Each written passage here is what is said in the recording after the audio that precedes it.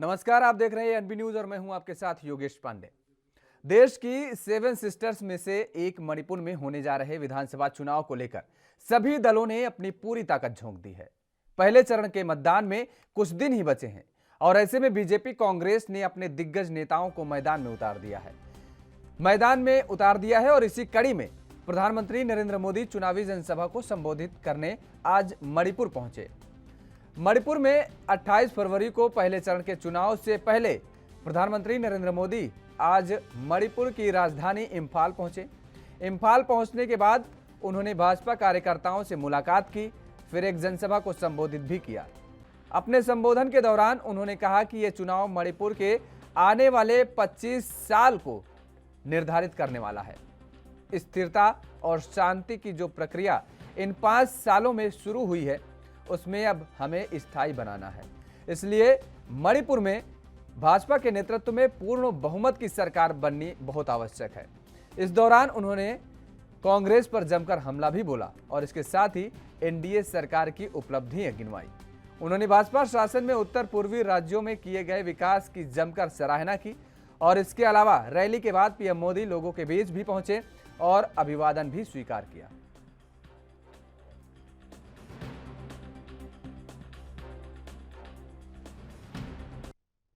आप सभी लोगों का मैं हृदय से बहुत अभिनंदन करता हूं। आप सभी लोगों का मैं हृदय से बहुत अभिनंदन करता हूं। यहां बड़ी संख्या में माताएं, बहनें, बेटियां भी हमें आशीर्वाद देने आई है। मैं एयरपोर्ट से यहां तक आया, करीब 11-12 किलोमीटर का रास्ता, और मुझे ताज्जुब है इन 11-12 किलोमीटर रास्ते की दोनों तरफ ह्यूमन चेन नहीं, ह्यूमन वॉल था। इतने लोग आशीर्वाद दे रहे थे। मैं सचमुच में आप लोगों इस प्यार से, आप लोगों के आशीर्वाद से बहुत ही ऊर्जा का अनुभव करता हूं, एक नई ताकत का अनुभव करता हूं। इतना आशीर्वाद देने के लिए, इतना स्नेह बरसाने के लिए मैं मणिपुर की मातृशक्ति को भी विशेष रूप से, हमारी सरकार ने राज्य के 1.25 लाख से ज्यादा घरों को बिजली के कनेक्शन से जोड़ा है। उनके जीवन से अंधेरा दूर किया है। घर में गैस कनेक्शन ना होना भी मणिपुर की महिलाओं का जीवन मुश्किल बना रहा था, उन्हें बीमार कर रहा था। ये हमारी ही सरकार है जिसने मणिपुर की माताओं बहनों को उज्ज्वला योजना के 1.5 लाख कनेक्शन दिए हैं, मुफ्त में दिए हैं। मणिपुर के गांवों में, यहां के गांवों में रहने वाले हमारी बहनों को पीने के पानी के लिए जो दिक्कत उठानी पड़ती थी, तकलीफ झेलनी पड़ती थी, इसका भी हमें एहसास है। महिलाओं की इस समस्या को दूर करने के लिए डबल इंजन की सरकार ने हर घर जल ये अभियान देखा होगा। ऐसे ही माहौल के कारण ओलंपिक्स में भारत ने इतिहास का सबसे बेहतरीन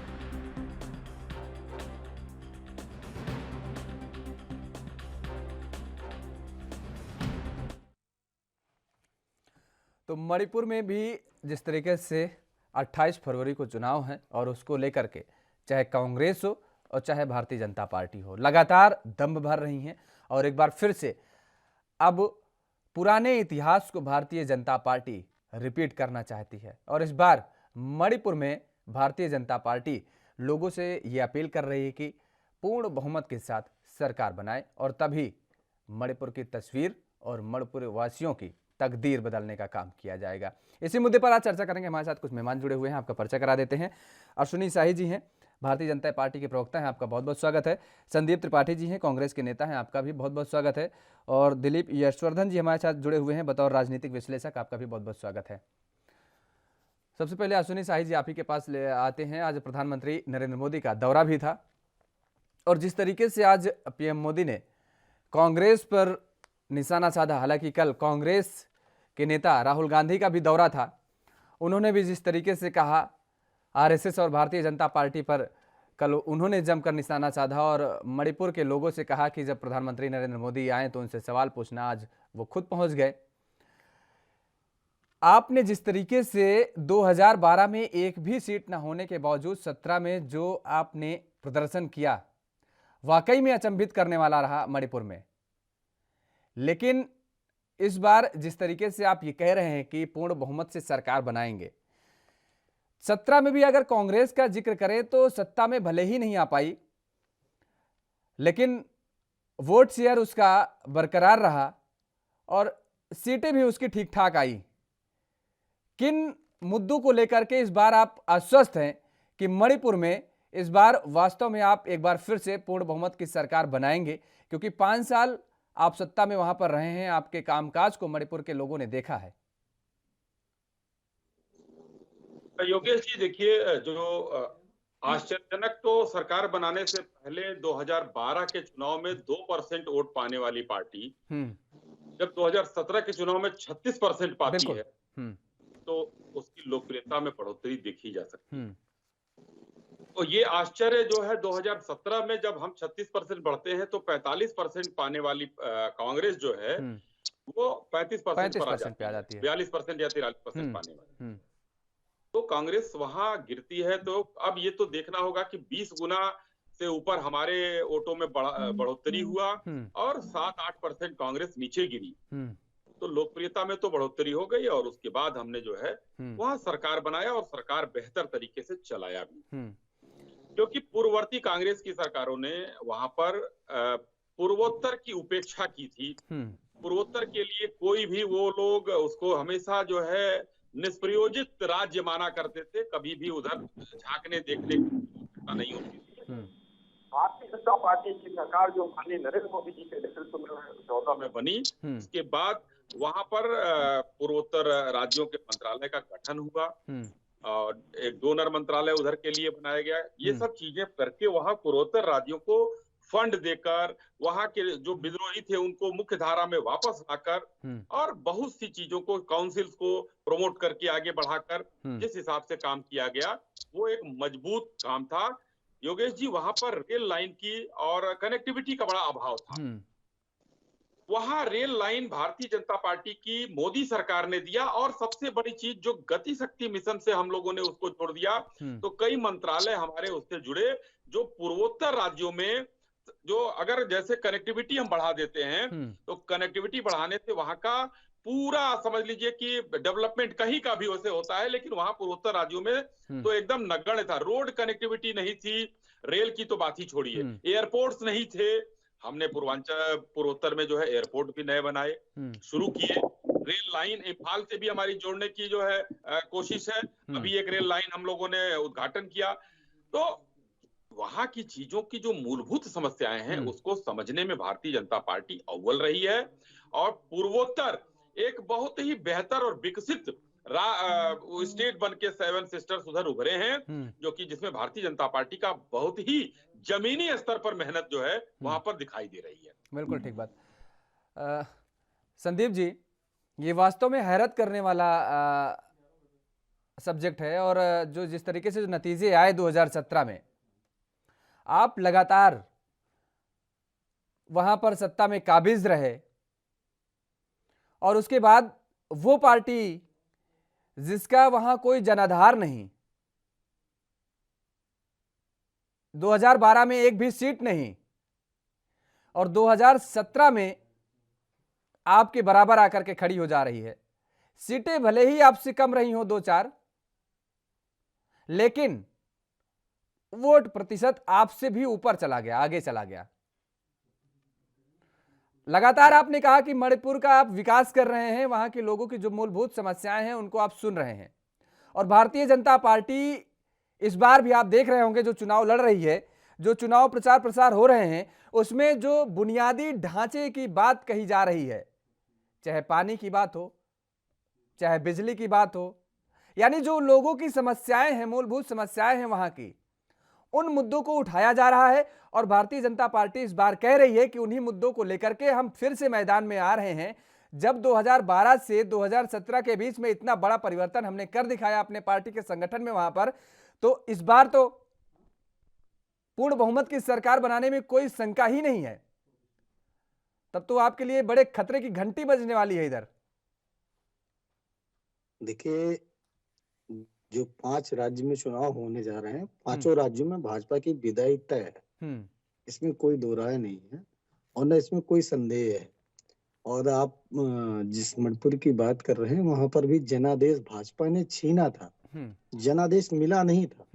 मैं इस बात से कतई नहीं इनकार कर सकता हूं कि इनके वोट परसेंटेज बढ़े, लेकिन इनको 21 सीट मिली थी। आप 28 पे थे, ये 21 पे थे, थे, ठीक है, लेकिन सरकार बनाने में तो कामयाब रहे ना। नहीं, तो यही तो मैं कह रहा हूँ, लोकतंत्र की हत्या की इन्होंने। उसी का जवाब मणिपुर की जनता देने वाली है ना। यही बात मैं कह रहा हूँ कि, और दूसरी बात, भाजपा को वहां वोट नहीं मिला था। इनके जरा अलायंस का नाम ले लीजिए, जो ये राष्ट्रवाद की बड़ी बड़ी बातें यहाँ आकर उत्तर प्रदेश और पूरे प्रदेश और देश में करते हैं, जरा गठबंधन इनका किनसे था, इनसे पूछिए। उन्हीं अलगाववादियों से था। ये यहाँ आकर खालिस्तान का सपोर्ट पंजाब में मांगते हैं, कालियों से समर्थन, और ऐसे ही संगठनों से वहां समर्थन लेते हैं। और आप राष्ट्रवाद की बात करते हैं। शर्म आनी चाहिए आपको। किस आधार पर आपने वहां पर गठबंधन कौन कौन से लोगों से किया था, ये बताने की जरूरत है। और आप राष्ट्रवाद की बात करते हैं। तो ये जिस तरीके से सत्ता के लिए और जो है अपने चुनाव जीतने के लिए सारे सिद्धांतों को, सारे जो है जिस बेस पे पूरे देश में वोट मांगते हैं, उसको तिलांजलि देने का काम करते हैं, और जिस प्रकार से लोकतंत्र की हत्या करके वहां सरकार बनाए हैं, और जिस प्रकार से वहां के लोगों को ये नीचा देखते हैं। हमारे अमित शाह से मिलने गए वहां के नेता, उनका जूता तक बाहर उतरवा दिए। बताइए इनकी सोच, मतलब आप उनसे श्रेष्ठ है क्या? आपकी समझ है? आप क्या मतलब, आप अंतर नहीं रखते हैं। आप अपने घर में, मेरा घर है, अगर मैं अपने घर में जूता बाहर उतार के जाता हूं तब तो मैं किसी को मना कर सकता हूं। अगर मैं जूता पहन के अंदर जाता हूं और मुझसे कोई मेरा अतिथि मिलने आता है तो मैं कहूंगा कि पहले आप जूता बाहर उतार के आइए। इसलिए कि वो मणिपुर के लोग थे और आप मणिपुर की बात कर रहे हैं। जब आपको बराबरी, वहां के लोगों को बराबरी का दर्जा आप नहीं दे सकते हैं, तो आप कहां से मणिपुर की बात करते हैं? और जैसे मैंने बताया कि वहां पर भाजपा को वोट नहीं मिला था, उन लोगों से इन्होंने गठबंधन किया, जिनका मैं आपके चैनल पर नाम भी लेना नहीं पसंद करूंगा। उन लोगों के साथ इन्होंने गठबंधन किया जिन्हें अलगाववादी कहा जाता था। अलगाववादी संगठनों से गठबंधन करके वहां पर ये चुनाव लड़े, और उसके बाद किस तरीके से लोकतंत्र की हत्या करके 28 पार्टी वालों को बुलाया नहीं जाता है, और जबरदस्ती हमारे विधायकों को खरीद फरोख्त करके और लोकतंत्र की हत्या करके। ठीक है, आएंगे संदीप जी, आपके पास आएंगे। और वक्त तो चला एक छोटे से ब्रेक का, यहाँ पर ब्रेक के बाद फौरन हाजिर होते हैं।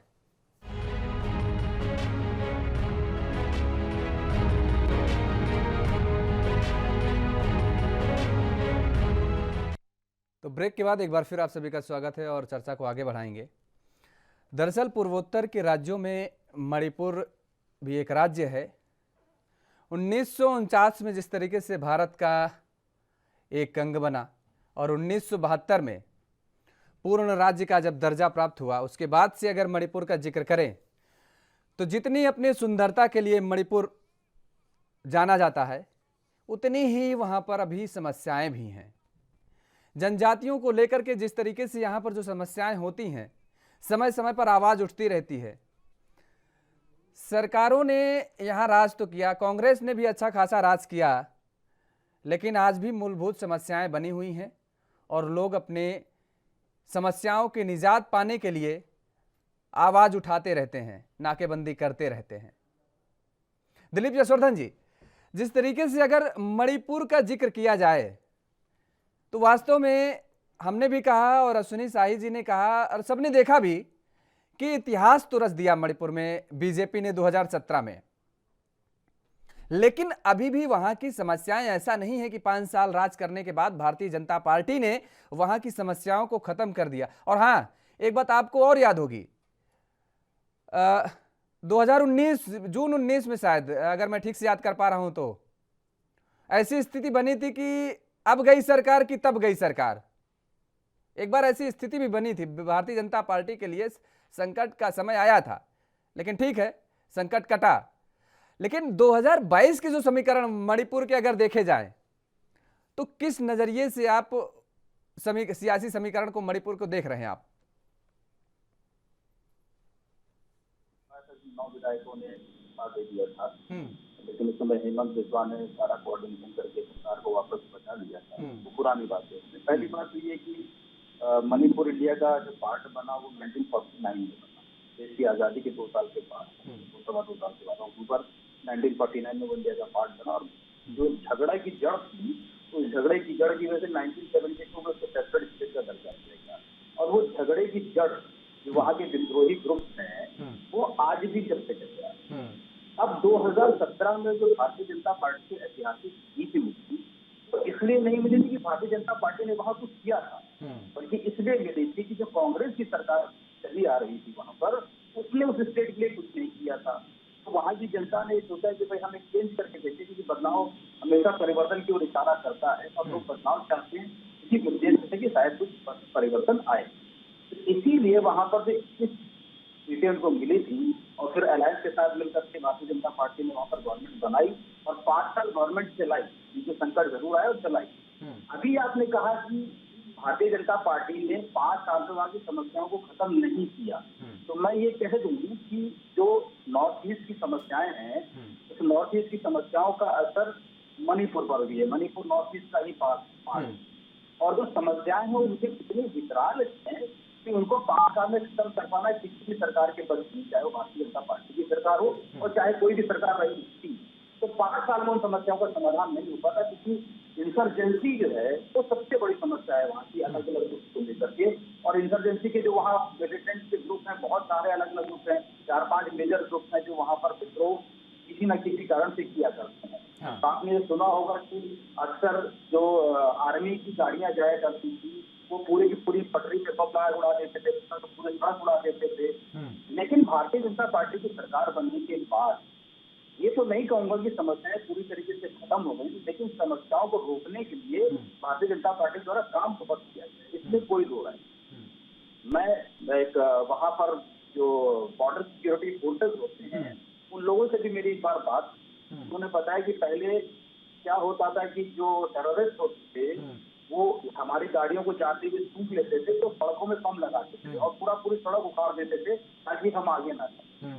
भारतीय जनता पार्टी की गवर्नमेंट ने वहां पर सड़कों के निर्माण पर बहुत काम किया और इतनी मजबूत और मोटी सड़कें बनाई हैं कि बड़े बड़े बम से वो सड़कें जल्दी डैमेज नहीं। तो इम्प्रूवमेंट की शुरुआत हुई है, लेकिन समस्याएं इतनी ज्यादा हैं कि खत्म नहीं हो सकती, और ये आने वाले अभी 10 सालों में खत्म नहीं होगा। 10 साल भी भाजपा की गवर्नमेंट चलेगी तो भी समस्याओं का अंत नहीं होगा। वो समस्याओं का अंत, जैसे हम टेररिज्म की हमेशा बात करते हैं भारत देश में, और वो टेररिज्म हमेशा हम पाकिस्तान की तरफ इशारा करते हैं, वो हमारा एक्सटर्नल टेररिज्म है। लेकिन ये जो इंटरनल टेररिज्म है हमारा, इस पर बहुत ज्यादा चर्चा नहीं होती, जबकि ये वास्तविक टेररिज्म है। एक्सटर्नल टेररिज्म तो कभी कभी होता है कि पाकिस्तान एक हमेशा राजनीति का मुद्दा भी रहता है, उससे राजनीतिक माइलेज भी मिलती है। लेकिन ये जो इंटरनल टेररिज्म है, जो इंसर्जेंसी है नॉर्थ ईस्ट में, जो वहाँ की समस्याएं हैं, जो वहाँ के लोकल लोगों से हैं, जो लोकल लोग वहाँ के विद्रोही हैं, इन समस्याओं पे सरकार को काम करना जरूरी है और भारतीय जनता पार्टी के लिए भी चैलेंज है इन समस्याओं का समाधान वो कैसे करेंगे। बट हाँ, मैं ये जरूर कहूंगा कि पिछली सरकार के कंपैरिजन में इस सरकार का बेहतर परफॉर्मेंस है। तो क्या ये समझा जाए कि जिस तरीके से अगर 72 के बाद का जिक्र करें तो देखिए केंद्र में कांग्रेस की सरकार भी रही है और ऐसा नहीं है, बावजूद इसके अब वर्तमान में अगर देखें तो वैसे ही स्थिति भारतीय जनता पार्टी के लिए भी पैदा हुई है, सामने रही है कि क्योंकि राज्य में भी सरकार रही है और केंद्र में भी सरकार रही है। तो क्या ऐसे में अगर डबल इंजन की सरकारें रहने के बावजूद भी, तो क्या इन सरकारों के द्वारा ये माना जाए कि इनका जो काम करने का आत्मविश्वास है या जो ये कहें कि दृढ़ संकल्प है वो कहीं ना कहीं कमजोर नजर आया, इच्छा शक्ति इनकी कमजोर नजर आई है कि यह वास्तव में इतनी जटिल समस्याएं हैं कि 72 से बाद से अभी तक वहां की जो मूलभूत समस्याएं हैं, जो विषमताएं हैं वहां पर, जो मैदानी क्षेत्र के लोगों की बात करें या पहाड़ी क्षेत्रों को लेकर के बात करें, दोनों लोगों में विषमताएं देखने को मिल रही हैं एक ही राज्य के अंदर। तो वजह क्या हो सकती है इतने लंबे समय, इतने अरसे के बाद भी? ऑर्डर की सिचुएशन वहाँ बहुत खराब है, वसूली भी वहाँ की एक बहुत बड़ी समस्या है। जो टेरर ऑर्गेनाइजेशन हैं, इनकी फंडिंग का एक बहुत बड़ा सोर्स है वहाँ के लोगों से वसूली करना, पैसे वाले लोगों से वसूली करना, वहाँ के जो बड़े बिजनेसमैन हैं उनसे वसूली करना। तो ये लॉ एंड ऑर्डर की समस्या, और ये लॉ एंड ऑर्डर को कंट्रोल अगर कोई करेगा तो राजनीतिक पार्टियां ही कर सकती हैं, मतलब सरकारें करती हैं। जो राजनीतिक पार्टियां वह सरकार बनाती हैं, इन्हीं के पास से पावर है। तो समस्याएं की जो जड़ें होती हैं, और अगर आप इसको अदरवाइज ना लें मेरी बातों को, तो कहीं ना कहीं जो एंटी सोशल एंटी एलिमेंट्स होते हैं, जो जिनको गुंडा कहा जाता है, बदमाश माफिया कहा जाता है, उस माफियाओं की जड़ें राजनीति से जुड़ी होती है। दोनों के बीच में बड़ा क्लोज नेक्सस होता है। तो राजनीति माफियाओं को खत्म करने का मतलब है कि राजनीति जब इंडिपेंडेंट हो जाए, राजनीति का जब माफिया राज से कोई ताल्लुक नहीं रह जाएगा तो माफिया राज का खत्म हो सकता है।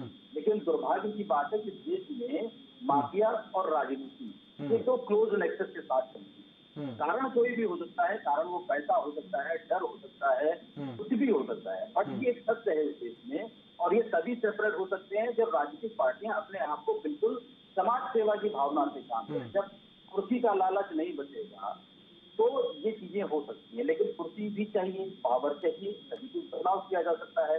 तो slow and steady wins the race, ये वाली कहावत अगर मणिपुर से कही जाए तो राजनीतिक पार्टियां किस तरीके से वहां काम करेंगी, कैसे भाजपा काम करेगी, या इस बार जैसे कांग्रेस फिर पूरी जोर लगा रही है आने की। और बड़ी बात यह कि हो सकता है सरकार इस बार पलट भी जाए मणिपुर में, हो सकता है सरकार कांग्रेस की फिर से बन जाए, सरकार कांग्रेस की बन जाए या भाजपा की रह जाए। बात सिर्फ इतनी है कि वो इस देश का एक बहुत खूबसूरत पार्ट है, जो नॉर्थ ईस्ट इस देश का बहुत खूबसूरत हिस्सा है। अगर वहां पर ये जो समस्याएं हैं वो खत्म हो जाए तो एक जो आपकी टूरिज्म की इंडस्ट्री वो बहुत ज्यादा डेवलप हो सकती है, बहुत ज्यादा सरकार को वहां से पैसा मिल सकता है। और उस टूरिज्म को डेवलप करने के लिए जरूरी है कि हमारे दिल में डर खत्म हो कि हम वहाँ घूमने जाएंगे तो हमारे परिवार के साथ कोई समस्या नहीं मिल जाएगी। ऑल्दो जो टेररिज्म जो ग्रुप है वो आम आदमियों को, टेररिस्ट को नहीं छूटते, लेकिन एक दिल में डर तो रहता है। हम जाते हुए भी डरते हैं कि ऐसा ना हो कि भाई वहाँ जाए और कोई बवाल हो जाए तो हम वहाँ पर फंस जाएं। तो इंडिया में इतनी खूबसूरत जगहें हैं कि जो हमारा टूरिज्म है वो इतना ज्यादा रेवेन्यू दे सकता है सरकार के खजाने में, लेकिन हर खूबसूरत जगह पर कहीं ना कोई समस्या है। कश्मीर की दूसरी समस्या है, नॉर्थ ईस्ट की दूसरी समस्या है। ठीक बात।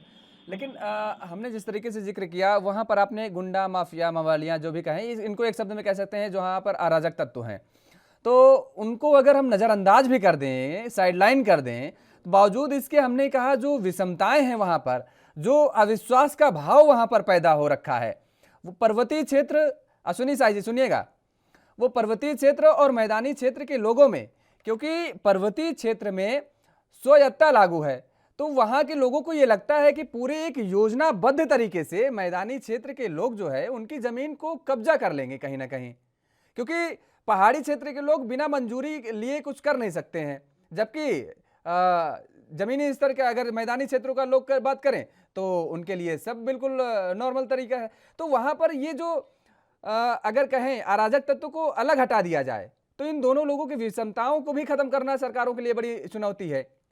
क्या वजह रही, क्यों नहीं इस पर कोई काम हो पा रहा, आपसे जवाब लेंगे। लेकिन यहां पर रुकते हैं एक छोटे से ब्रेक के लिए, ब्रेक के बाद फौरन हाजिर होते हैं।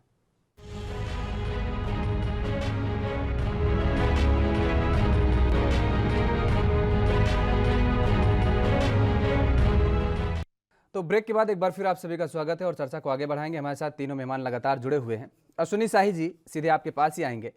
तो जिक्र कर रहे थे हम, ये दूसरा एक और वहां पर है, इनर लाइन परमिट अभी तक वहां लागू था पहले, वो भी केंद्र सरकार ने खत्म कर दिया है।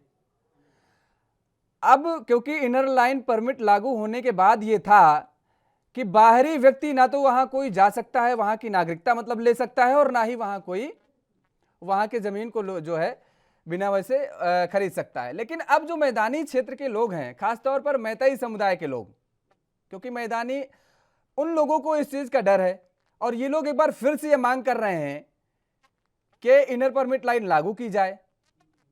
तो आप देखिए, केंद्र में भी इस बार रहे हैं, राज्य में भी आप रहे हैं, तो क्या आपको ऐसा लगता नहीं कि जो वहां की मूलभूत चीजें हैं, जो वहां के लोग निवासी वहां के मांग कर रहे हैं, उसका आपको नुकसान उठाना पड़ सकता है? योगेश जी देखिए, वहां की जो समस्याएं हैं वो समस्याएं वहां के लोकल लोगों की शुरू से इसलिए रही कि सरकारों ने उस पर ध्यान दिया और अब हम लोगों ने ध्यान देना शुरू किया। जैसे हम वहां के अभी माफिया, बदमाश और वहां के जो हम दो लोगों को उदाहरण लेते हैं, नागा लोगों का लेते हैं या कुकी लोगों का लेते हैं।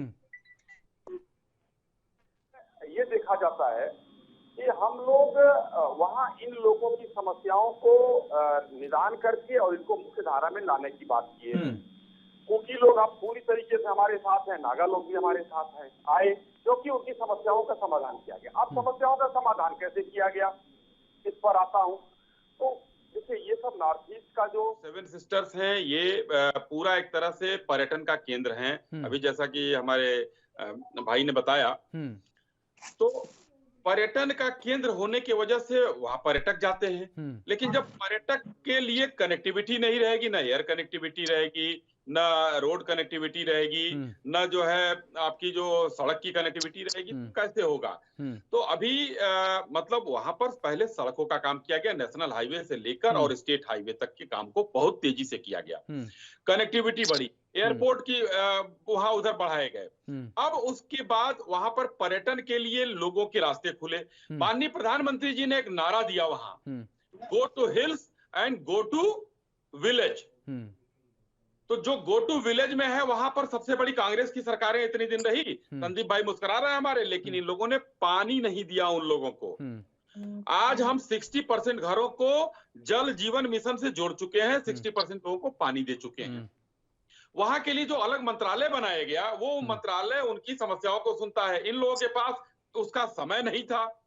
ये लोग साउथ से शुरू होते थे कि भाई चलो हमारा तो केंद्र में सरकार साउथ बनवा देता है, उधर कितनी सीटें हैं कोई मतलब नहीं है। क्योंकि एक एक विधानसभा में किसी में 40,000 वोट, किसी में 35,000 वोट, इसी तरीके से विधानसभाएं वहां हैं, जिसमें कोई 15,000 पाके जीत जाता है। हमारे यहाँ 15,000 पाके जमानत जब्त हो जाती है उत्तर प्रदेश में लोगों की। तो ये छोटे जगहों पर बहुत सी व्यक्तिगत समस्याएं होती थी, उसको दूर करने का हमने काम किया। अभी हमारे संदीप भाई ने कहा कि भारतीय जनता पार्टी अछूत मानती थी, तो इनका भी जवाब मैं दे देता हूं। हमारे माननीय मुख्यमंत्री इस समय आसाम के हैं, वो इन्हीं के दल में हुआ करते थे और 1 साल तक उन्होंने समय मांगा इन्हीं राहुल गांधी से। जब अध्यक्ष हुआ करते थे, वो उस समय मिलने का नहीं दिया उन्होंने। जब समय दिया तो वो कुत्तों को बिस्किट खिलाते रहे, इनसे बात कर नहीं किए और वहीं पर वो कुत्तों को बिस्कुट खिलाते रहे। तो वो सम्मान है। कि दूसरा, आप कहीं भी साउथ में चले जाइए, महाराष्ट्र में जाइए, गुजरात में जाइए, उत्तर प्रदेश के भी कई घरों में एक परंपरा है कि घरों में जूता चप्पल पहनकर नहीं जाया जाता है। तो ये लोग कितनी ओछी बात करते हैं। इन लोगों को शर्म आनी चाहिए। शर्म तो हर बात पर संदीप भाई दिलाते हैं कि इन लोगों को शर्म क्यों नहीं आती। तो शर्म इन लोगों को आनी चाहिए कि जब साफ सफाई की बात होती है, हाइजीन की बात होती है, वहां पर आदमी जूता उतार के खुद जाता है। नहीं, लेकिन जो हमने पूछा, इन्होंने उसको जोड़ दिया। ठीक है, हमको ले लेंगे, उनसे जवाब ले लेंगे आपके सवाल का। हमने जो आपसे पूछा कि वास्तव में जो वहां पर एक ये मांगी है, क्योंकि मैतेई समाज को लेकर के भी अगर जिक्र करें, आरक्षण को लेकर के तमाम दफा वहां पर आवाज उठाई गई और जिस तरीके से बैरिकेड्स किए गए, उसके बाद अभी भी ये चीज कहा जाता है कि जो अन्य राज्यों से लोग वहां पर जा रहे हैं और वहां पर बासिंदे वहां के बन रहे हैं मणिपुर के, ऐसे में उन लोगों का साफ तौर पर यही मानना है और ये कहना है कि जो सबसे बड़ी जनजाति है वही कहीं ना विलुप्त हो जाए। और चुनाव के समय आप जानते हैं ये मुद्दे अपने आप में अहम होते हैं, और ऐसे में जिस तरीके से ये भी कहा जा रहा है कि मैतेई समाज को अनुसूचित जनजाति में जोड़ने की बात भी कही जा रही है। ये लगातार जो मांगे हैं वहां के, देखिए इनका खासा प्रभाव वहां पर है, आप भी जानते हैं इन समुदायों का। तो ऐसे में वही मैं पूछ रहा हूं कि क्या इन चीजों का, जिस तरीके से लगातार लंबे समय से मांग करके आ रहे हैं, आप भी सरकार में रहे, 5 साल सत्ता में वहां पर रहे हैं, तो क्या इसका खामियाजा अब आपको उठाना नहीं पड़ सकता है क्या? क्योंकि इसके पहले तो आप सत्ता में रहे ही नहीं। अभी जिस तरीके से दिलीप जी ने कहा कि लोगों के अंदर एक भावना होती है, परिवर्तन की भावना, आप वहां पर थे नहीं, उसका आपको फायदा मिला वहां पर कि ठीक है एक बार बीजेपी को भी देखते हैं। लेकिन अब आप वहां पर 5 साल राज कर चुके हैं। देखिए, जो भी वहां की समस्याएं हैं अभी, मतलब हमारे भाई राजेश ने कहा इस चीज को बहुत स्पष्टता से उन्होंने उठाया कि अभी उसमें 10 साल तक नहीं पूरी हो सकती है वो सारी चीजें, तो समस्याएं बहुत हैं। तो हमको प्रमुखता से जो समस्याएं आ रही हैं उनको हम प्रमुखता से ले रहे हैं। धीरे धीरे जो समस्याएं हमारे सामने, हम लोग वहां पर जब गए हैं तो जनमानस की समस्याओं को हल करने के लिए गए हैं, तभी हम 2% से ऊपर आए हैं, उठकर इतना 20 गुना 35% और 40% तक। और आज का जो सर्वे आ रहा है वो भी हमको दिखा रहा है कि 40% से ऊपर हम पाएंगे। तो जो जनता जो है हमारे साथ है, तो कहीं ना कहीं कुछ लोगों की भावनाएं हम लोगों ने समझा होगा, कहीं ना कहीं उनके कष्ट दूर किए होंगे। मैं ये नहीं कहता कि पूरा दूर हो गया, मैंने खुल के कहा कि जल जीवन मिशन से सिर्फ 60 लोगों को जोड़ा गया है, 60% लोगों को जोड़ा गया है, तो 60% अभी 40% बाकी है। तो ऐसे ही कि कई काफी समस्याएं ऐसी हैं कि जो अभी तक निराकरण नहीं हो पाया है। जैसे जैसे चीजें आएंगी हम लोग उसका निराकरण करेंगे और उसको देखेंगे कि ये समाज के लिए कहीं, क्योंकि भारतीय जनता पार्टी का एक है कि परंपरा से खिलवाड़ हम लोग नहीं करने देंगे, परंपरा से ना करेंगे ना करने देंगे। तो जो परंपरागत चीजें हैं उनको ना विलुप्त होने देंगे और ना उनके साथ कोई छेड़छाड़ होने देंगे। इसलिए इन चीजों को हम लोग लेकर चल रहे हैं। आने वाले दिनों में धीरे धीरे जैसे ही वहाँ की समस्याएं हमारे सामने वो आएंगी, हम लोग उसको आगे बढ़ाएंगे। ठीक बात। संदीप जी, समस्याएं बहुत है, मूलभूत समस्याएं वहाँ की और तमाम सारी समस्याएं हैं। दिलीप जी ने खैर बातें जो कही हैं ठीक है, उसमें कहीं ना कहीं कि अभी इतने जल्दी इन समस्याओं का निराकरण नहीं किया जा सकता। बोलिए बोलिए, अच्छा आप बोल लीजिए। जी, हमारे मित्र से एक छोटा सा सवाल है कि वहाँ बीफ की समस्या है बहुत बड़ी, उसके लिए आप क्या करेंगे? उस पे क्या स्टैंड है भाजपा का? शाही जी, बीफ, गौमांस को लेकर के जिस तरीके से पूछ रहे हैं कि वह एक बड़ी समस्या है, बड़ी चुनौतियां आ रही हैं सरकारों के लिए, उसके लिए भारतीय जनता पार्टी क्या करेगी? भारतीय जनता पार्टी जो है जहां की सरकारों में जहां वो कट रहा, हमने उसका विरोध किया है हर जगह। जो हमारे वहां के नेता हैं जो उसका समर्थन करते हैं वो समर्थन कर रहे हैं। लेकिन भारतीय जनता पार्टी का अगर देखा जाए तो सर्वाधिक विरोध रहा है गौमांस पर। योगेश जी, कितने दोगले लोग हैं, अगर कहें दोगलापन, साफ साफ इसे कहते हैं दोगलापन। अरे टिक्का पोंछ लीजिए पंडित जी, शाही जी अगर आप पंडित जी हैं तो पोंछ लीजिए। बाबू साहब आप गौमांस खाइए, आप जाइए वहाँ गौमांस खाइए भाई, हमको विरोध करते हैं उसका, आप खाइए गौमांस, आपको कांग्रेसियों को छूट है। ये ऐसे लोग हैं उत्तर प्रदेश में गाय के नाम पर ये तांडव फैला देंगे, दंगा करा देंगे, और वहाँ पर यही लोग कहते हैं कि हम गौमांस आपको उपलब्ध कराएंगे। शर्म आनी चाहिए आपको। वोट के लिए आपने सिद्धांतों की, मैंने कहा ना कि जिस सिद्धांत पर भाजपा, सुनिए शाही जी, सुनिए, टिक्का लगाकर गौमांस खिला रहे हैं। अरे टीका लगाने ये हमारी है। शर्म करिए, शर्म करिए, शंकर बन जाइए। राहुल गांधी गौमांस को मैनिफेस्टो में शामिल करते हैं, बात मत करिए। और व्यक्तिगत ठीक है, रुक जाइए भाई। सुनील साई जी, संदीप जी मुद्दे पे आइए भाई। अब फिर इस तरह में देखिए, अभी अच्छी चर्चा हो रही थी, सार्थक चर्चा हो रही थी, फिर चर्चा भटक जाएगी।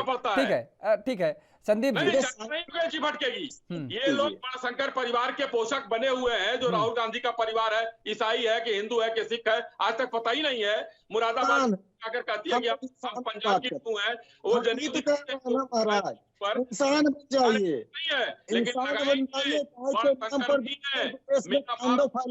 लोगों का मुक्त करा देते हैं, लिंचिंग कराते देते हैं, बंद करिए। मैं यही तो कह रहा हूँ ना कि उत्तर प्रदेश में कोई बात, पूर्वोत्तर में कोई बात, उत्तर में कोई बात, पूर्व उत्तर में चले जाइए दूसरी बात। कैसे भाई? वायनाड में कोई बात का क्या है, उसका क्या जवाब है भाई? संदीप जी अच्छा सुन लीजिए, एक सेकंड, अश्विनी जी आप रुकिए, अश्विनी जी आप रुकिए। संदीप जी देखिए, अभी अश्विनी जी ने भी कही और मैंने आपको बाइट भी सुनवाई थी चर्चा शुरू होने से पहले। प्रधानमंत्री जी ने जिस तरीके से बात कही है कि वास्तव में वहां पर जिस तरीके से पानी की समस्याएं थी, घर घर वहां पर पानी पहुंचाने का काम जो भारतीय जनता पार्टी ने किया। देखिए ये कोई ये नहीं है कि इधर उधर के मुद्दे भटकाना है, ये मूलभूत समस्याएं हैं जो लोगों की वहां पर चुनौतियां हैं, जिन लोगों जो वहां के लोग हर दिन समस्याओं से दो चार होते हैं, उनका देखिए निराकरण करने की बात कर रही है। आ रहे हैं सुनी जी, आ रहे हैं।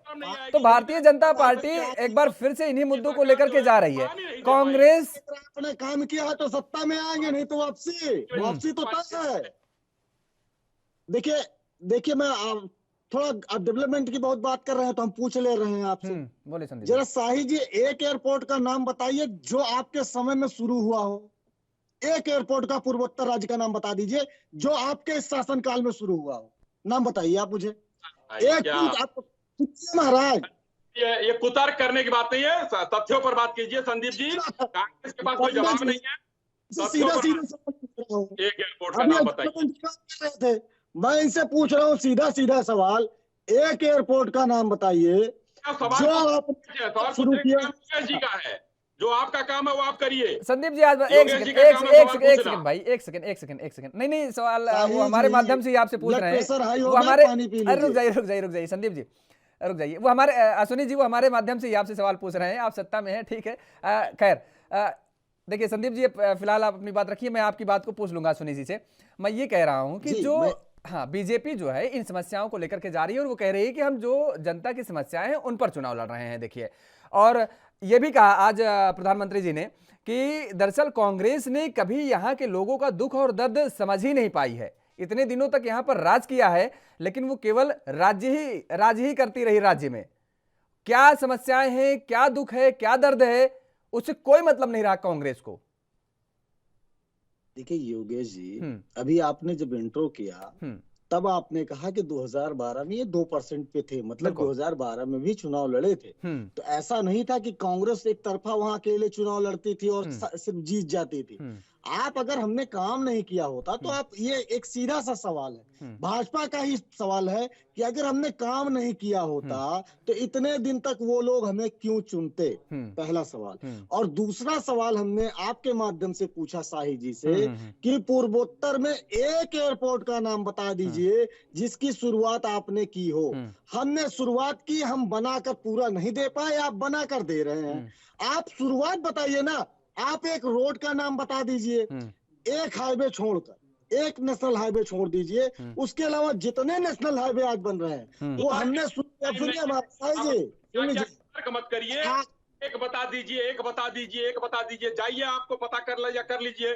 सिक्किम में हमने बनाया चालू कर दिया, हवाई जहाज उतरने लगे। अरुणाचल में बना के चालू किया हमने, करता था। आपको यही नहीं पता है, आप ही वो लोग हैं। पता है, आपको नहीं पता है, भ्रम मत फैलाइए। यहाँ राहुल गांधी को फैलाने दीजिए कम से कम। आप तो कम से कम गंभीर बात करिए। आप तो टिक्का लगाकर बीफ खिलाइए। रुक जाइए अश्विनी जी सुन लीजिए भाई, अश्विनी जी आप सुन लीजिए, आप लोग अश्विनी जी सुन लीजिए, आएंगे आते हैं आपके पास, आते हैं। बोलिए आप, बोलिए संदीप जी, बोलिए आप। हमारे मित्र ने डेवलपमेंट की बात की, मोदी जी डेवलपमेंट की बात कर रहे हैं, मैंने इनसे सिर्फ एक आंकड़े की बात की। देखिए भाजपा की एक चालाकी रही है, वो योजनाओं का नाम बदलने में माहिर रही है।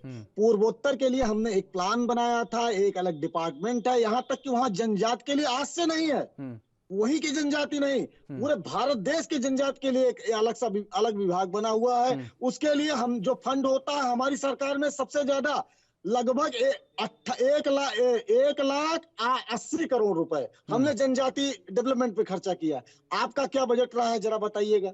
आप नहीं बता पाते हैं। जनजाति आप जो है पहचान खत्म कर देना चाहते हैं, आप चाहते हैं कि वहाँ की खूबसूरती खत्म हो जाए। और एक चीज मैं बता देना चाहता हूँ, बहुत सारे प्रोजेक्ट हमारे पूर्वोत्तर राज्य में उस समय जयराम रमेश जी, मैं और बता दे रहा हूँ आपको, शाही जी और जानकारी ले लीजिए। जयराम रमेश जी उस समय पर्यावरण मंत्री थे। वहां के बहुत सारे प्रोजेक्ट, वहां पर उन्होंने पर्यावरण के मुद्दे को लेकर उन्होंने अनुमति नहीं दी। ये रिकॉर्ड है। ये लोकसभा का रिकॉर्ड है, वहां पर रिकॉर्ड में रखा हुआ है, जाइएगा दिल्ली पढ़ लीजिएगा। लगभग 300 प्रोजेक्ट ऑल इंडिया, बहुत सारे बड़े बड़े प्रोजेक्ट को जयराम रमेश जी ने सिर्फ इसलिए रोक दिया कि डेवलपमेंट हम पर्यावरण को ताक पर रखकर नहीं करेंगे। आपने उसको प्रोजेक्ट पास किया, ये आपकी सोच है। हमको यह लगता है कि हम पर्यावरण को भी बचाए रखें और डेवलपमेंट भी करते रहें।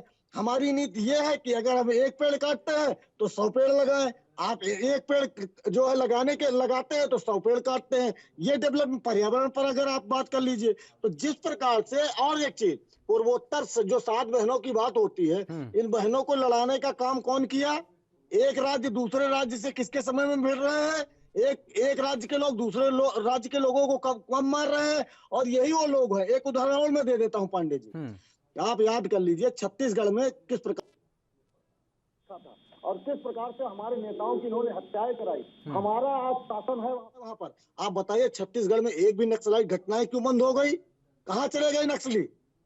आप नक्सलाइट का उपयोग करते हैं, और उसी नक्सलाइट का उपयोग करके जो 21 सीट जो मैं बात कर रहा हूं, अटल बिहारी वाजपेयी जी ने वो समझौता, वो उस तरीके अलगाववादी लोगों से नहीं कर पाए। मोदी जी को सत्ता चाहिए, उन्होंने उस तरह के लोगों से समझौता किया और वो 21 सीट पाए, तो वो भाजपा को नहीं मिली। और हमारे नेता के भी असम में बात कर रहे थे। असम ही नहीं भाई, आप किसी 7 राज्य में चले जाइए, पूर्वोत्तर के किसी 7 में आपको सभी हमारे ही नेता मिलेंगे।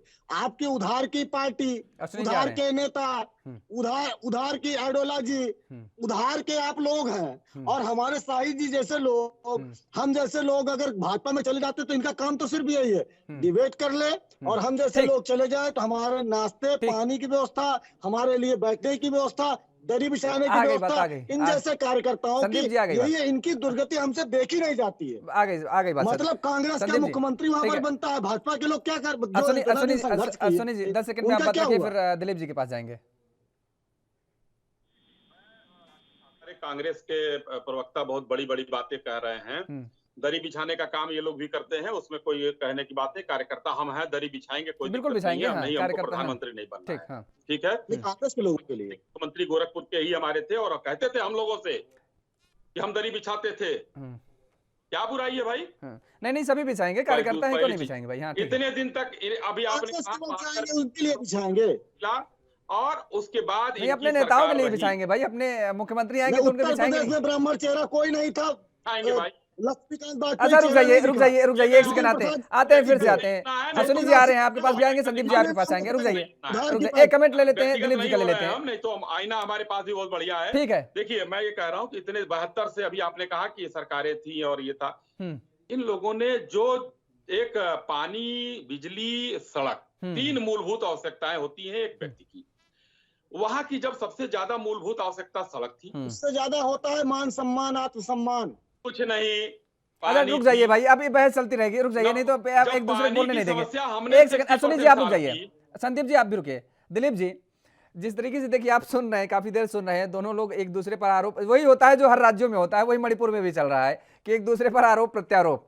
अगर मुझे लगता है कि अगर वो अपनी बात कहें कि हम क्या कर सकते हैं या हमने क्या किया, और दूसरा दल भी ये कहे कि हमने क्या किया है, ये या हमसे चूक हो गई है, ये कोई नहीं कहेगा कि हाँ यहाँ पर मुझे और बेहतर करना चाहिए था, यहाँ पर हम चूक गए हैं, और अगली बार सरकार बनती है तो उसको और बेहतर करके एक और अच्छी लकीर खींचने का काम करेंगे उससे बड़ी, ये कोई नहीं कह रहा है।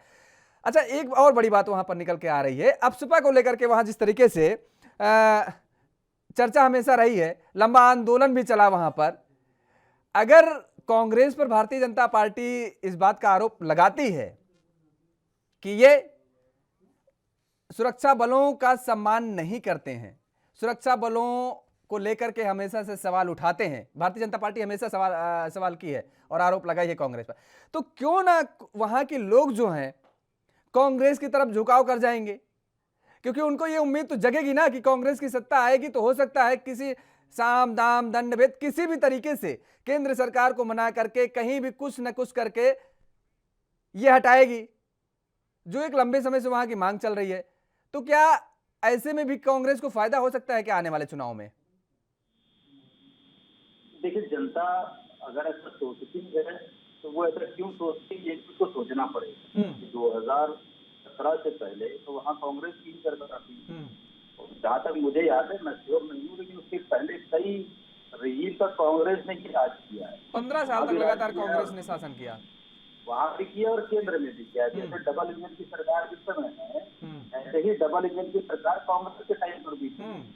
तो अगर कांग्रेस ने तब वहाँ पर वो डेवलपमेंट नहीं किया जो रिक्वायर्ड था, जो वहाँ के लोगों की मांग थी, जो वहाँ के लोगों की मूलभूत समस्याएं थी, और उस डेवलपमेंट के ना होने की वजह से उन्होंने सत्ता का परिवर्तन करके फालतू भारतीय जनता पार्टी के हाथ में दे दी। तो अब उनको लगता है कि भारतीय जनता पार्टी ने ही काम नहीं किया है, तो दोबारा कांग्रेस की बजाय और कांग्रेस वो काम कर देगी। तो इस एनालिसिस का भी कोई बेस होना चाहिए। हो सकता है उनकी आशाओं पर कांग्रेस इस बार खड़ी उतर जाए। कई बार क्या होता है कि जब तक हमें धक्का नहीं लगता है तब तक हम अपने नशे में चल रहे होते हैं। हमसे कोई शिकायत नहीं करता तो हमें लगता है कि जो हम कर रहे हैं वो अच्छा कर रहे हैं। जनता अपनी शिकायत हमेशा वोट के रूप में दर्ज कराती है। 17 में कांग्रेस के खिलाफ दर्ज कराती, हो सकता है 22 में भाजपा के खिलाफ दर्ज कराते।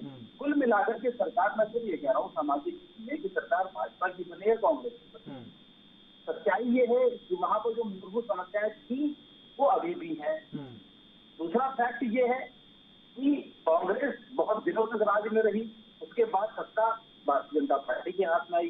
भारतीय जनता पार्टी ने उसको खत्म करने की कोशिश की, लेकिन पूर्णतः नहीं खत्म कर पाई। और वो मैंने पहले कहा था, मैं फिर रिपीट कर रहा हूँ कि 5 साल में जो वर्षों की समस्याएं वो खत्म कर पाना मुश्किल है, क्योंकि वहां पर उसको ना खत्म करने वाले लोग भी बहुत सारे पीछे से काम करते हैं कि समस्याएं खत्म नहीं होनी चाहिए। कुछ राजनीति का उद्देश्य ऐसा होता है कि समस्याओं को जल्दी खत्म नहीं किया जा सकता है, क्योंकि राजनीति पर किस बात पर होगी। तो ये जो समस्याओं का अंत वहां पर नहीं हो पा रहा है, इसमें 2 चीजें। सबसे बड़ी बात कि पॉलिटिकल विल किसी भी पार्टी की नहीं है कि वो समस्याएं खत्म हो जाए। इस पॉलिटिकल विल को अगर वो देश हित से जोड़ दे कि अगर वहां पर वो समस्याएं खत्म हो जाए, वहां पर टूरिज्म का डेवलपमेंट हो जाए, और जो इनर लाइन परमिट है शायद ही ये आपकी सरकार के समय से भी चल रहा है। और अभी मुझे लगता है फरवरी में सुप्रीम कोर्ट में जो सुनवाई भी करी थी, ये बड़ा डिस्क्रिमिनेशन है इस देश की जनता के साथ कि अगर हमें अपने ही देश में, जैसे हमारा संविधान ये कहता है कि भारत देश का नागरिक भारत देश में कहीं भी जा सकता है, कहीं भी रह सकता है, कहीं भी व्यापार कर सकता है, लेकिन जो 4 स्टेट है, मणिपुर हो गया, अरुणाचल प्रदेश हो गया, यहाँ पर हमको इनर लाइन परमिट लेना पड़ता है। मतलब हम इस देश के निवासी होने के बावजूद भी इसी देश के दूसरे राज्य में जाने के पहले सरकार से परमिशन देती है। तो ये चीज नहीं होनी चाहिए, ये आपको भी खत्म कराने की कोशिश करनी चाहिए। और जब लगना ही नहीं चाहिए था। तो बाकी समस्याएं आप चाहते हैं कि टूरिज्म डेवलपमेंट हो, तो टूरिज्म का डेवलपमेंट तो तब होगा जब आप वहाँ पर फ्री रखेंगे लोगों को आने जाने के लिए। और जब स्टेट को पैसा आ रहे हैं संदीप जी, आ रहे हैं आपके पास, आ रहे हैं। स्टेट को पैसा मिलने से स्टेट का डेवलपमेंट होता है। समस्याएं जो थी 1947 के बाद से वही समस्याएं आज भी हैं, चाहे वो मणिपुर हो चाहे इस देश का दूसरा हिस्सा हो। कुल मिला के राजनीतिक पार्टियों को देश हित में काम करने की जरूरत है। सरकारें सत्ता का परिवर्तन ये प्रोसेस है, इस देश में चलता रहता है, इस देश में नहीं पूरी दुनिया में चलता रहता है। लेकिन कौन कितना जनता के लिए करके जाता है ये महत्वपूर्ण होता है, और इस बात का डिसीजन हमेशा जनता से वोटों देंगे। लेकिन अगर ये देखा जाए, आ रहे हैं संदीप जी, आ रहे हैं, एक छोटा सवाल ले लेते सीधे आपके पास आएंगे, क्योंकि वहां पर टीएमसी भी जिस तरीके से पिछली बार एक सीट जीती थी, हालांकि उसके बाद विधायक उन्हें के पाला बदल लिए हैं, तो बात अलग है, लेकिन क्या वास्तव में इस बार कुछ टीएमसी भी बेहतर प्रदर्शन कर सकती है क्या?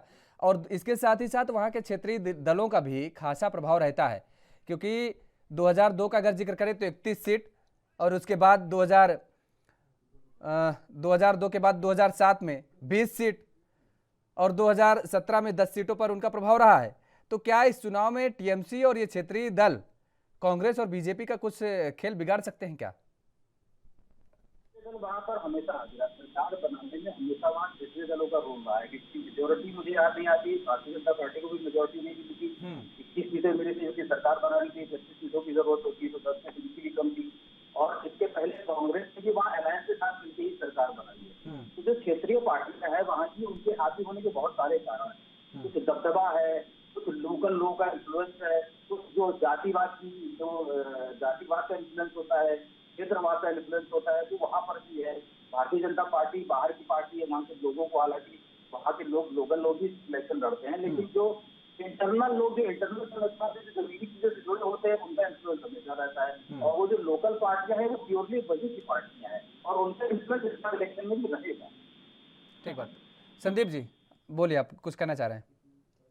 देखिए हमारे मित्र ने अभी कहा कि इनर लाइन परमिट नहीं होना चाहिए था, बिल्कुल, लेकिन आप 1947 में खड़े होइए और ये सोचिए कि गुजरात, आप इनर लाइन की जब बात करते हैं तो आप गुजरात में इस बात की बात क्यों नहीं करते हैं कि गुजरात में कृषि योग्य जमीन कोई भी बाहर का व्यक्ति नहीं ले सकता है? क्यों नहीं ले सकता? इसकी भी बात तो आप करिए ना। आप वहां पूर्वोत्तर की बात कर लेते हैं। अगर हमने ये गलती वहां पर की है तो अगर हमने गुजरात में ये गलती की तो आज गुजरात में इनकी सरकार है दोनों जगह पे, आप क्यों नहीं खत्म कर देते इस बात को?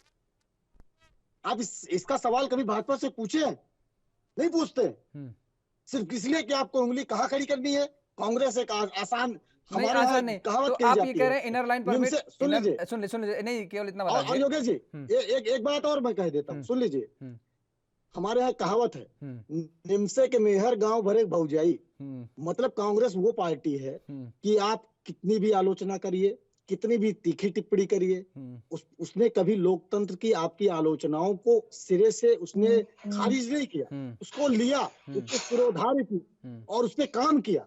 आज आप में हिम्मत इसलिए नहीं है कि अगर आप सवाल उठाएंगे ना महाराज जी तो कल मुकदमा लिख उठेगा। नहीं, गलत बात संदीप जी। नहीं, देखिए जी, सवाल सबसे उठा, सरकार कोई भी हो सवाल सबसे उठते हैं। ये गलत बात। अरे अभी मैंने अश्विनी जी से कितने सवाल कर डाले, 1 घंटे हो रहा है संदीप जी, इतने सवाल अश्विनी जी से कर डाले, आप कह रहे हैं सवाल नहीं किए। सुन लीजिए, दिलीप जी ने भी पूछ लिया है अश्विनी जी से, ये क्या बात बोल रहे हैं आप? ये एक चिढ़न, एक जो है, ये जानते हैं क्या, ये अकुलाहट है भाई। हमारा कर्म है, धीरे धीरे खत्म, हमारा कर्म और धर्म दोनों है सवाल पूछना। उसको कोई नहीं रोक पाएगा, ना आप रोक पाएंगे ना भारतीय जनता पार्टी रोक पाएगी, कोई नहीं रोक पाएगा। देखिए कांग्रेस ने तो कभी रोका ही नहीं, कोई भारतीय जनता पार्टी भी नहीं रोक पाएगी।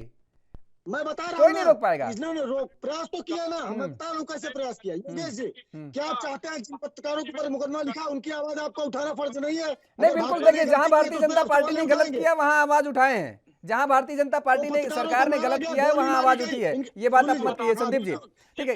आते हैं, सुन लीजिए, आते हैं, मुद्दे से हट रहे हैं। आप इनर लाइन परमिट की बात कर रहे हैं, सुनिए, इनर लाइन परमिट की बात कर रहे हैं कांग्रेस। सुन लीजिए, एकदम इतना भयानक तरीके से विचलित हो रहा है संदीप भाई कि लग रहा है कि भारतीय जनता पार्टी ने आघात दिया है सचमुच, और भारतीय जनता पार्टी से ये है। चिंता मत करिए, कलर जैसे आपके देखिए भगवा से होते होते अब आप एक और आसाही जी, आपको एक बात बता देता हूँ। भगवा पहला ही है देश में, भगवा देखिए ना क्या करते हैं। सुन लीजिए, एक भगवा होता है जो कि प्राणवायु का संचार करता है, जब डूबता है तो भी भगवा रहता है। सुन लीजिए क्या कहना चाह रहे हैं संदीप जी, सुन लीजिए, उसके बाद फिर एक लास्ट पॉइंट रख रहा हूँ, उसके बाद आपको बोलते रहिए। मुझे एक बड़ी हास्यास्पद चीज लगी और बड़ा आश्चर्य हुआ कि भगवा कलर जो है, भगवा होते होते उसका कलर डिम होते होते आज भाजपा की आप रैलियों में देखे तो जो इनके टोपी और उसका रंग होता था भगवा, आज आप देखिए पीला हो गया है। योगेश जी, आप देख लीजिएगा, इनके बहुत सारी रैलियों की आप वीडियो उठा के देख लीजिए, फोटो देख लीजिए, जो भगवा होता था वो पीले पे पहुंच गया। चलिए, लेकिन एक चीज जान लीजिए संदीप जी, कलर के आधार पर जनता मतदान नहीं करेगी, ये चीज आप जान लीजिए। जनता मतदान करेगी, उसके जो मुद्दे की उसके जो हक की बात उठाएगा, उसके जो मुद्दे की बात करेगा, जनता उसके साथ जाएगी और उसको मतदान करेंगे। ठीक है, अश्विनी शाही जी, संदीप जी, दिलीप जी, आप तीनों लोगों का हमारे साथ जुड़ने के लिए बहुत बहुत शुक्रिया। तो जिस तरीके से हम मणिपुर का आज जिक्र किए हैं, दरअसल मणिपुर का अगर जिक्र करें तो जितना खूबसूरत मणिपुर ये राज्य है, उतनी ही हमने पहले भी बताया कि यहाँ की समस्याएं भी मूलभूत समस्याएं, जटिल समस्याएं हैं, और वहाँ के लोग अपनी समस्याओं को लेकर के समय समय पर आवाज उठाते रहे हैं। सरकारें लगातार बदलती रही हैं, 15 साल तक कांग्रेस ने राज किया, उसके बाद भारतीय जनता पार्टी सरकार बनाई, लेकिन इस बार आखिर मणिपुर की जनता किसके साथ जाएगी, ये देखने वाली बात होगी और आने वाला वक्त बताएगा। 10 मार्च को सब पूरी तस्वीर साफ हो जाएगी। इस चर्चा में फिलहाल मेरे साथ इतना ही। देश और दुनिया की तमाम खबरों के लिए आप बने रहिए ANB न्यूज के साथ। नमस्कार।